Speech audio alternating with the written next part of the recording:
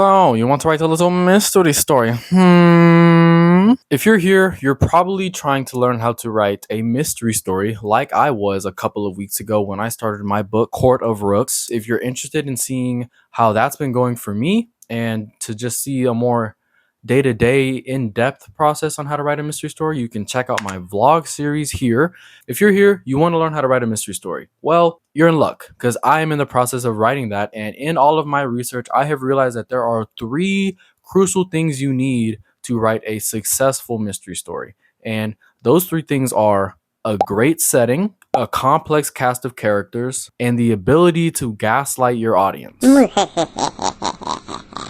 I'll be diving into all 3 of those things that you need more in depth throughout this video, so be sure to stay all the way into the end so that you get all of the knowledge and tips and tricks so that you can write the best mystery story possible. Now, let's talk about setting. Think about every great mystery story that you can think of. I'm thinking about Shutter Island. I'm thinking about all the Agatha Christie stories. I'm thinking of the most recent Knives Out and Glass Onion by Rian Johnson. What do all of those things have in common? They all have great settings. Agatha Christie's stories takes place on a secluded island, or Shutter Island is also on an island. Shutter Island. Rian Johnson's Glass Onion, on an island. You've got the Clue movies and the game, it takes place in a mansion. You've got the Batman movie, Matt Reeves. You've got Seven. You've got, trying to think of any others. I wrote it down over here. You've got the TV show The Wire, or any other just like random crime fiction TV show. They take place in a city. You just want to have an interesting setting that it can elevate the mystery that's at the center point of your story. Because I don't know, if you're writing a mystery story and your setting is like not interesting, I'm not going to care as much. So like, I'm trying to think of like a bad setting. I can't think of an example of a bad setting, but your setting needs to be a character. I've talked about this in other videos, but like your setting needs to be its own character. It needs to have its own atmosphere. It needs to aid in the whole mystery, the whole shrouding, like all the clues and stuff, and like darkness and mystery. And it just needs to help make your story better. So like the mansion in Clue, like everything takes place in that one mansion. There's multiple rooms, there's different places, and it helps the mystery feel secluded and claustrophobic. It makes the characters claustrophobic and untrustworthy of each other, especially when the lights go out because no one can see anything. And it also helps hide the clues for Clue throughout, the setting. The setting of Clue is a very big part of that story. So you have to think of your setting in that same way. Is your mystery taking place in like, a cabin in the woods? Or is it taking place in like a ghost town or, a train? Just there's so many things you can do with a mystery story, and it's kind of hard to mess up the setting, but it's also hard to write a iconic setting or a setting that people remember. So you really just want to make sure your setting has its own atmosphere. It aids to the overall mystery and to the characters, and it just brings something new and different to your story so that people remember it after they're done reading. Also, in terms of setting, you need the crime scene or crime scenes. If you're talking about multiple bodies and deaths and all that stuff, you need the crime scene to have enough clues and be described in a way that the reader can pick up the necessary information that can help them try to solve, the murder on their own. But you don't want to give enough information about the setting and, the clues and the murder scene and all that they figure everything out in, the first page of your book, because that's what you don't want. But that'll go into the third pillar of, what it takes to write a great mystery story. For now, we're going to hold off on that and jump into characters and how they can elevate your mystery story. All right, boom. Next up, characters. You need great characters to write a great mystery novel. That should be pretty self-explanatory. You need great characters to write any great story, really. In terms of a mystery story, you need a great detective character who is usually going to be your main character. I mean, 99% of the time, the detective character, it doesn't have to be an actual detective, but the one who's trying to solve the mystery is usually the main character. I'm not actually sure how a mystery story would work if they weren't the main character. In fact, I don't think it would work very well. You need your detective character to have a motivation for why they're trying to solve the mystery or the murder or whatever's going on. The motivation doesn't have to be too deep. Like for my character, he is a detective, so his initial motivation is just, I'm doing my job. I gotta find this killer because they're killing people. I can't You can't kill people. It's against the law. So like that's his motivation. Say your character isn't a detective and it's not their job and they're not getting paid to solve crimes. Say someone's family member is killed and they don't know who did it. That's the motivation right there. Like, I'm trying to avenge my brother or sister or mother or father, or whoever it was who died. Mystery doesn't always have to be murder. When I think about mystery, for some reason, I always think about like murder or serial killer. But like, there's so many different things you can do with a mystery. People could be trying to find buried treasure, or people could be trying to uncover a conspiracy plot. Like, that's also mystery.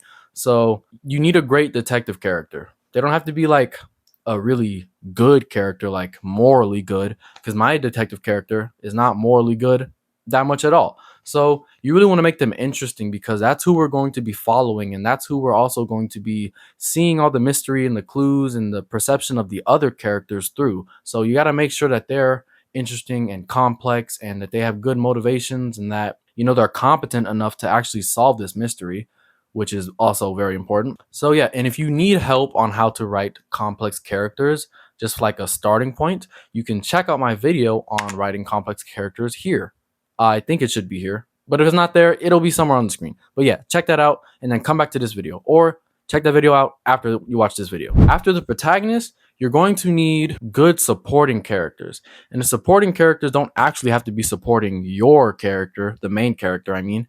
They can be actively working against him. You need a good killer if you're writing like a murder mystery. And the killer doesn't always have to be on screen, but like, they need to be interesting. Their motives need to be interesting. The way they kill people needs to be interesting. So just like, think about your antagonist and how they can elevate, you know, the overall story with their crimes and, you know, their methodology and all that stuff. And outside of the protagonist and antagonist, the side characters are just as important, because oftentimes the side characters are either helping your protagonist, you know, work through the mystery, or they're there as red herrings, which is very important for writing a mystery story. You almost can't have a mystery without red herrings, because you need to throw your reader off and you need to misdirect them and plant fake clues and stuff, so that they're looking this way but the real thing is over there, and that, you know, the mystery comes in a big circle when you really look at it in a large scope, but you're really zoomed in on one. I'm getting ahead of myself. That's the next tip.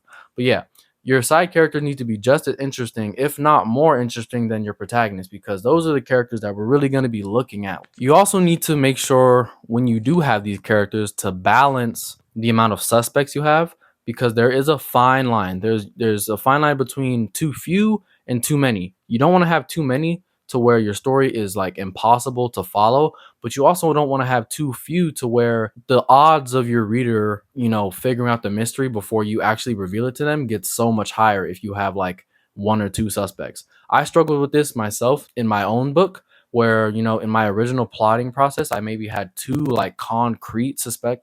I had two concrete suspects, and I was like, you know what? I kind of need a little bit more than this, because it's like, it's either this person or this person. That doesn't make for a great mystery. That's a 50% chance that my reader figures this out. So I had to get back to the drawing board and come up with other suspects. And I think that made my story, you know, better for the better. I don't know if I said that right, but yeah. So balance the amount of suspects you have. Make sure it's like a good number to where it's easy enough to follow, but not easy enough to figure out the mystery before you actually reveal it to them. Lastly, we've got the most important tip of this entire video. We talked about characters. We talked about, you know, the setting and the mystery and, you know, all that stuff. But now here's the most important tip when it comes to writing a mystery story. You need to be able to gaslight your audience. And what do I mean when I say that? You need to effectively lie to them. Not really lie to them, but you need to withhold certain information at certain times, and, you know, make them look at something else while you're setting up the mystery, because you do not want them to figure it out too early or before you want them to figure it out. And a good way to do this is through the actual prose, and just be very mindful of the details that you're including, the details that you're not including. This is very hard to do and very like hard to conceptualize, I guess, without examples, but the best way I would just say to work on this skill is to just read more mysteries, watch mystery books and TV shows, and see how they reveal information to the audience, and what information that they're revealing, how are they revealing it, you know, and how does it show up later on down the story. So I recently watched this show on Apple TV, really great TV show. I'm not sponsored, by the way, but that would be cool if I was. It was called Presumed Innocent. and it was about this man. He worked in the district attorney's office, and his coworker, who he was having an affair with, was brutally murdered, and they assumed that he did it. And I'm not gonna spoil it or anything, but the ending kind of threw me for a loop, and I think it's because the writing did not do a proper job of gaslighting me. And what I mean by that is the person who really did the murder, they like came out of nowhere. And I don't think the groundwork was laid properly for me to have even guessed it was that character. You know, when they finally reveal the killer, you can go through the whole story and realize, oh, they threw that in there. Oh, they threw that in there. I should have picked up on that, but I was looking at this instead. I couldn't really get that from, this show. Maybe I'm too stupid to have realized it. Maybe I need to watch the show again. At the end of the show, I was left thinking like, that kind of didn't make a whole lot of sense. I'm not really satisfied with that ending. And you don't want your readers to not be satisfied with the mystery after they figure it out. So a good way to do this is you need to lay the groundwork early on for, the mystery. If you're doing, murders and stuff, the character who committed the murders needs to have been established early on. Like, I think in the first couple of chapters, all of your suspects should be laid out for the reader to then assess and, figure out which one that they want to follow and look into and, make their guess on who did it. Because if the real killer is like introduced to the story at the end, that is like not okay. You can't do that.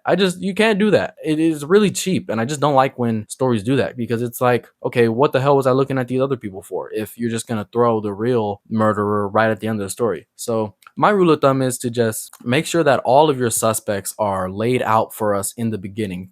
Doesn't have to be the first chapter, doesn't even have to be the second chapter, but like I'd say before you reach that midpoint, like before the fun and games part where the detective is actually doing their detective stuff, make sure that all the suspects are there for us. And through like once you do that, then you can, incorporate all your details and your clues and your misdirections and your red herrings. So yeah, you need to effectively gaslight your audience. And if you follow those tips, you should be able to do that in an effective way. Now, I was trying a different style for this video. It's a lot of rambling. I kind of wanted to stop over scripting my videos because I feel like before I start recording, I feel like, dang, I need a script because I don't know what I'm talking about. But, I do know what I'm talking about. I've been writing for over 10 years. I know this video might be a little bit all over the place, and I apologize for that. But, mystery stories in a way are kind of all over the place until you get to the end. So I'm hoping that now you're here at the end of the video, that you've taken away something from this if you're looking to write a mystery story.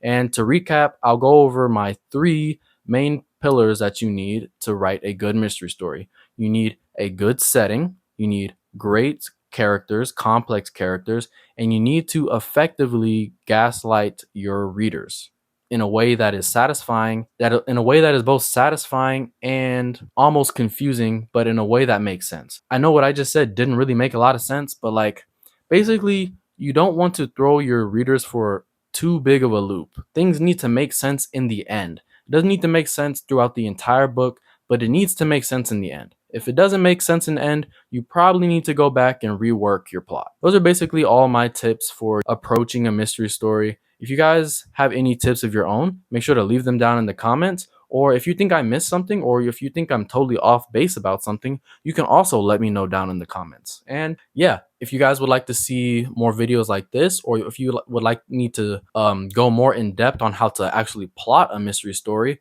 let me know and I'll definitely make that video. I've been LDJ Writes, and I'll see you guys in the next one. Peace.